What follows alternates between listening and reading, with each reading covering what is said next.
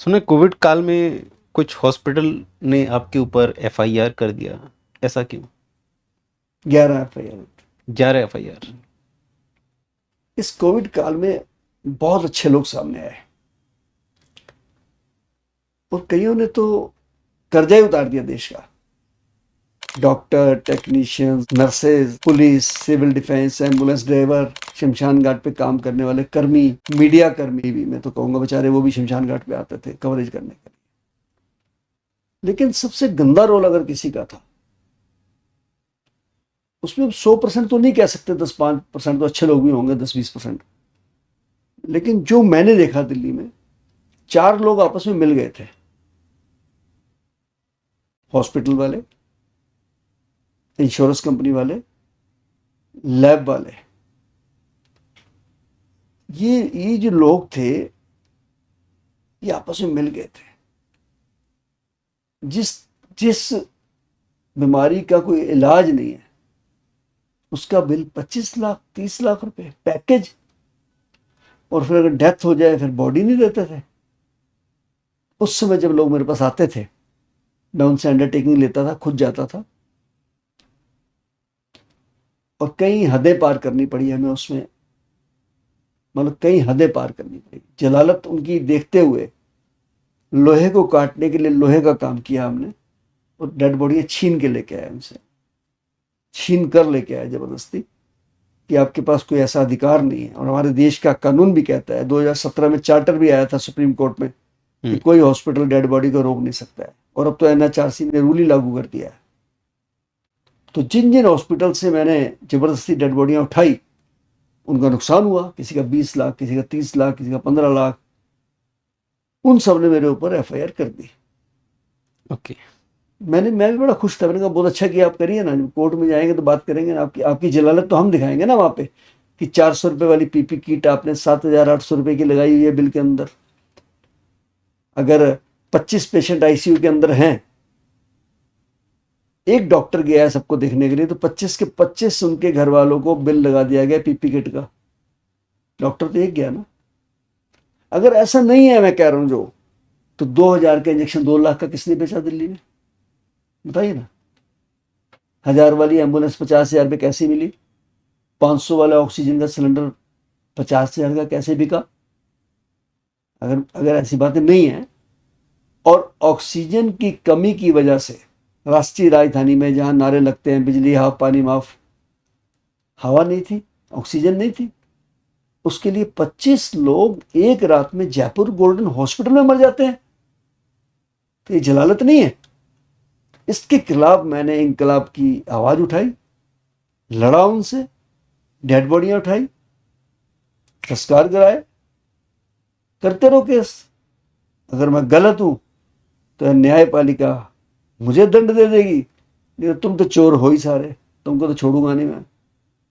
वो तो कोविड था, आज भी बताता हूं मैं। अभी गुड़गांव का बहुत बड़ा हॉस्पिटल, 1 महीना पहले मेरे एक सज्जन आए, मेरे पास 80 लाख रुपए का बिल, 80 लाख रुपए का। वो डेथ हो जाती है, कह रहे जी हमारे पास तो पैसे ही नहीं है। इन्होंने करते क्या है हॉस्पिटल वाले, पैकेज देते हैं पहले। कोविड से भी हटके बात करता हूं मैं, हम्म। आज भी। सपोज किसी को किडनी की प्रॉब्लम आ गई, तो कहेंगे जी आप किडनी वाला कोई बंदा ले आए, हमको ट्रांसप्लांट कर देंगे। वो आ गया जी। किडनी ट्रांसप्लांट तो आई गेस इलीगल है इस समय, अगर किसी और से हम लेते नहीं, हैं। दे नहीं सकते आप किसी की, सिर्फ अपने आपके ब्लड रिलेशन रिलेटिव। वाला दे सकते हैं। लेकिन उसका भी खर्चा लगाते हैं ना, 13 लाख रुपए लेंगे सपोज। तो अगला कहता है ठीक है यार, हमारा बंदा बचना चाहिए। अब होता क्या है, 13 लाख रुपए वाला जो पैकेज है, उसको 73 रुपए पहुंचा दिया जाता है। क्योंकि जैसे ही किडनी का ऑपरेशन करते हैं, फिर 8-10 बीमारियां और गिना देते हैं। इसके तो लंग्स भी गड़बड़ है जी, इसको तो इन्फेक्शन भी है जी, फलाना है जी, वो है जी, वेंटिलेटर पे करना पड़ेगा जी। बड़ा माहौल बना देते हैं, वो डरा देते हैं, धमका देते हैं, कुछ भी कह देते हैं। अब इंसान क्या वहां पे मजबूर बैठा हुआ है घर के, वहां बाहर किसी के मकान बिक गए, फ्लोर बिक गए, गहने बिक गए, उनको क्या लेना देना इन चीजों से।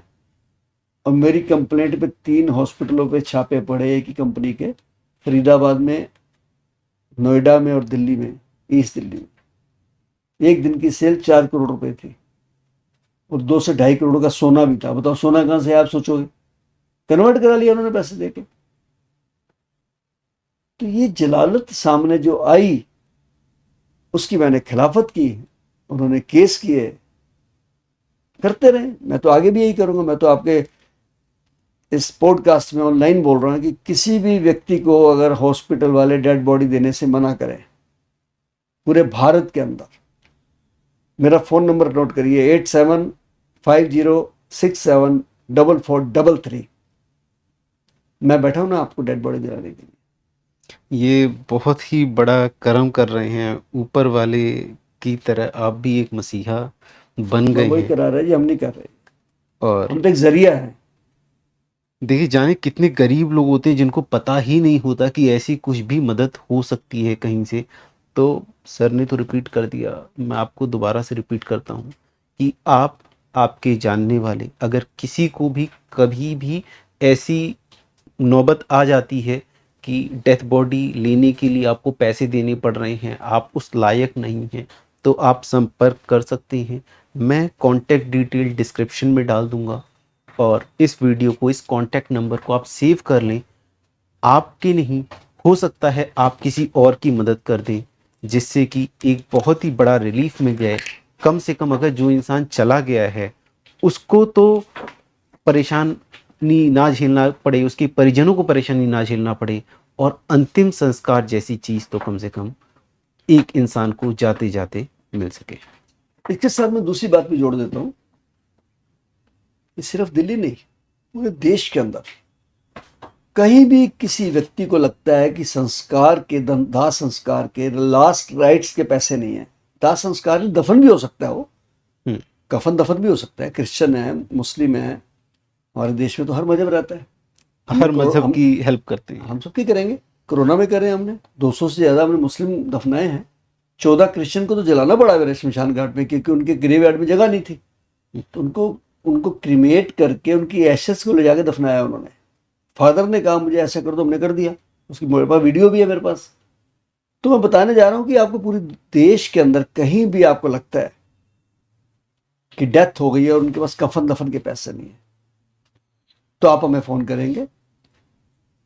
हम वहाँ के प्रशासनिक अधिकारी से बात करके, या वैसे तो हर स्टेट में हमारे कोई ना कोई मेंबर हैं ही हैं, उसका जिम्मा हम लेते हैं। उसके लिए भी आप हमें 8750674433, और एक नंबर और है मेरा 9999979843। आप इन दोनों नंबर पर फ़ोन कर सकते हैं। और मैं ये भी सोच रहा हूँ कि कुछ लोग जो हमारा ये कार्यक्रम देख रहे होंगे, उनका दिल करता होगा कि हम भी इस यज्ञ में अपनी आहुति दें। मेरे पास ये भी फ़ोन आते हैं कई कि शंटी जी 4 दाह संस्कार आप हमारी तरफ से करा दीजिए महीने में। कोई कहता 10 करा दीजिए, कोई कहता है एम्बुलेंस ड्राइवर की हमारे से तनख्वाह ले लीजिए, कोई कहता है जी आप एक एम्बुलेंस ही ले लीजिए। आज इतनी 33 एम्बुलेंस कैसे आ गई, लोगों ने दी है हमको। तो मैं उसके लिए भी कहूँगा कि हम एक QR कोड अभी डालेंगे भाई साहब, उसमें हमारा सारा बैंक डिटेल होगा, ताकि वो गलत हाथों में ना जाए। और स्वेच्छा से अगर आप उसमें कुछ डोनेट करना चाहते हैं तो शहीद भगत सिंह सेवा दल, ATG, FCRA, 12A, CSR में सब एलिजिबल है।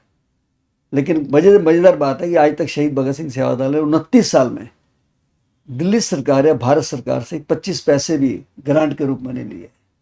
कि मैं ऑनलाइन बोल रहा हूँ। ये बहुत ही बड़ी बात है कि आपने एक इनिशिएटिव लिया, उस इनिशिएटिव को आज इस लेवल तक लेके आए कि आपसे लोगों ने, कोरोना काल में जाने कितने लोगों ने इसका मैं ये तो बिल्कुल शब्द उचित नहीं रहेंगे कि लाभ उठाया, बट आपने उनको मदद की। 4266 डेड बॉडी हमने क्रिएट करी है। 4266। 266 आज तक की बात करें, आपने 29 ओनली साल कोविड की की बात कर रहा हूँ। कारगाल ये कोविड की है। कोविड अगर मैं की। 29 साल का लेखा जोखा बता दूं आपको, हम्म, तो 70,000 से ज़्यादा डेड बॉडी हम क्रिएट करा चुके हैं ऑन रिकॉर्ड। और रिकॉर्ड है सबका, एक एक का, क्योंकि डेड बॉडी का मामला है, इसमें बिना रिकॉर्ड के काम नहीं कर सकते।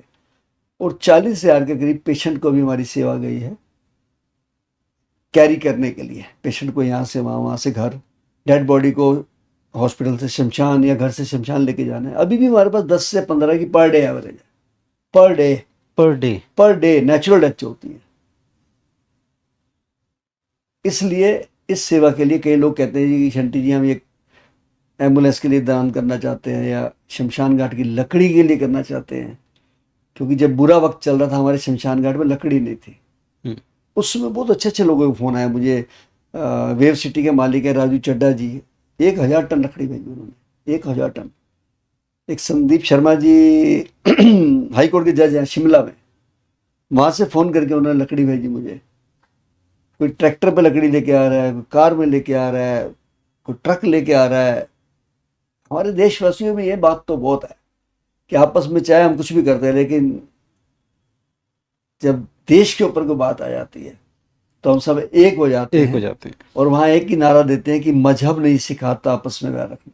ये बात बिल्कुल। तो निश्चित है, हमारे देश मुल्क के हमारे काबिल तारीफ है कि आपस में चलो हर घर में होता है तो भाई भाई का भी होता है, लेकिन जब कभी विपदा आई है, जैसे कोविड का भयानक समय आया, उससे पहले करगिल का समय आया, कहीं भी हुआ, गुजरात में हुआ, अर्थक्वेक आया, मैं तो नेपाल भी गया जब वहाँ पे अर्थक्वेक आया, मैं मद्रास में भी गया जब वहाँ बाढ़ आई, कश्मीर में भी गया, उत्तराखंड में भी गया, तो वहाँ मैं क्या देखता हूँ कि वहाँ सब भूल जाते हैं कि हम किस कम्युनिटी के हैं।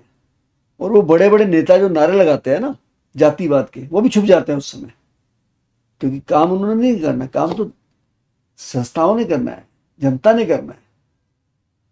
मैं कई कई लोगों को देख के मुझे बड़ी खुशी होती है।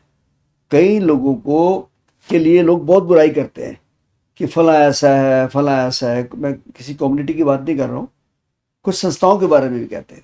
जैसे हमारी कम्युनिटी में कहते हैं कि यार ये आरएसएस से जुड़े हुए हैं, आरएसएस से करती है, वो करती है। तो मैंने कहा यार मुझे तो कोई उनमें बुराई दिखी नहीं। मैं नेपाल गया तो सबसे पहले आरएसएस वाले हमारे साथ वहाँ पे लंगर लगा रहे थे, लाशें भी उठवा रहे थे। हमारे शमशान घाट में भी साथ दे रहे थे कई लोग आके, सेवा भारती वाले। और जब भी कोई विपदा आती है खड़े हो जाते हैं वो। अब उनकी अच्छी बातें देखो ना, जो भी एक संस्था है एक अच्छा काम कर रही है, आप उसको कैच करिए ना। कुछ छोटी मोटी बुराई है उसको छोड़ दीजिए ना। ऐसा कौन सा इंसान है जिसके अंदर बुराई नहीं है? बिल्कुल। ऐसा कौन सी संस्था है जो गलती नहीं करती होगी? हो जाती है गलतियां तो। और गलती संस्था की किसी एक मेंबर से हो सकती है, उसके लिए पूरी संस्था को ब्लेम हाँ, करना is not a right way. बिल्कुल ठीक बात। हम अगर अच्छी चीज़ों को देखते हैं हमें अच्छाई दिखती है, हम अगर खराब चीज़ों को देखते हैं तो हमें खराब दिखती है। अगर आप अच्छी चीज़ों को देखेंगे तो आप मेंटली हेल्दी रहेंगे, आप स्वस्थ रहेंगे, आपको टेंशन जैसी चीज़ें नहीं आएंगी। तो आपको हमेशा हर जगह एक अच्छाई देखनी है। आप अगर अच्छाई देखते हैं तो आपके साथ भी अच्छाई होती है। इसका एग्जाम्पल और है ना आपके सामने, जहां हम कह रहे हैं कि हॉस्पिटल्स ने उस समय गुंडागर्दी करी। हाँ जी। मैं लफज दे रहा हूं उसको, गुंडागर्दी। गुंडागर्दी बराबर। उस कहर में इन्होंने कहर बरपाया। मैंने तो यहां तक कहा माननीय गृह मंत्री जी को कि इनके ऊपर एनएसए लगाना चाहिए, इनकी बेईमानी को देखते हुए। लेकिन दूसरी तरफ उन्हीं के डॉक्टर्स, वो तो भगवान का रूप थे। अगर उस समय डॉक्टर काम पे नहीं आते, नर्सेज नहीं आती, टेक्नीशियन नहीं आते, तो कितने लोग मर जाते हैं? सोचिए ना बात को आप। बिल्कुल। तो जहां बुरे लोग थे वहां अच्छे लोग भी सामने आए। अगर एम्बुलेंस के ड्राइवर घर से नहीं निकलते, अब हमारे ड्राइवर जो है बेचारे, एक एक ड्राइवर ने एक दिन में 40-40 लाश उठाई हैं। जब ड्राइवर नहीं होता था मैं खुद चल देता था।